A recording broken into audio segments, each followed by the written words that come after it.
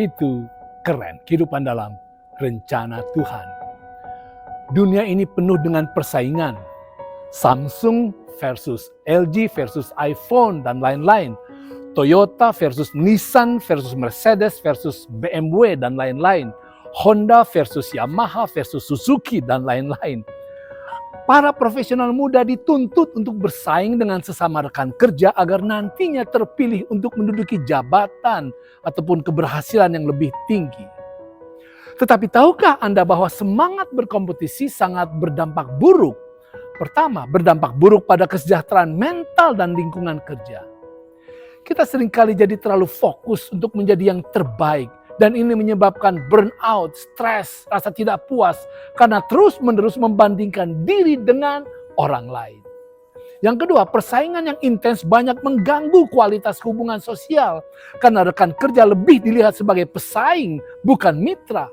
Ini menciptakan ketegangan dan konflik di tempat kerja.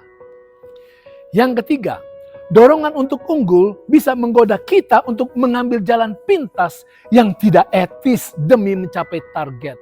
Sehingga beresiko merusak integritas dan nilai-nilai moral. Bahkan kita bisa menjadi jahat, saudara. Yang keempat, mereka yang suka berkompetisi kehilangan keseimbangan hidup dan sulit menemukan kepuasan sejati dalam karir. Karena mereka lebih mementingkan pengakuan eksternal daripada tujuan dan nilai kehidupan. Yohanes Pembaptis adalah tokoh yang sangat disegani. Bahkan kebanyakan orang Yahudi di zamannya mengharapkan bahwa Yohanes Pembaptislah yang akan menjadi pahlawan, raja, Mesias yang memimpin mereka. Tetapi ketika didorong untuk menjadi tokoh utama, Yohanes katakan, "Aku bukan Mesias." Yohanes Pembaptis menolak ketika hidupnya dianggap adalah yang terbaik, yang terhebat, dan yang terutama. Bukan karena tidak pede, tetapi dia hidup berdasarkan kehendak Tuhan.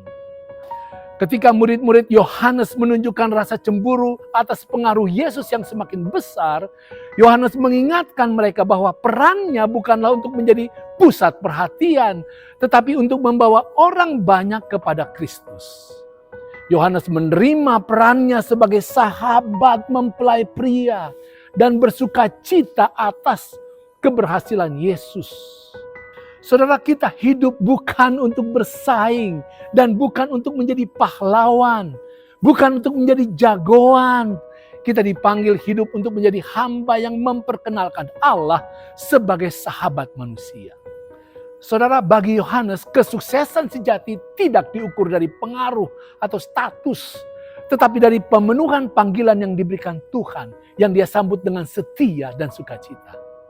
Saudara, kenali identitas dan tujuan sejati Anda. Rasa amanlah dalam identitas sebagai hamba Tuhan. Hal ini akan membebaskan kita dari kebutuhan untuk bersaing.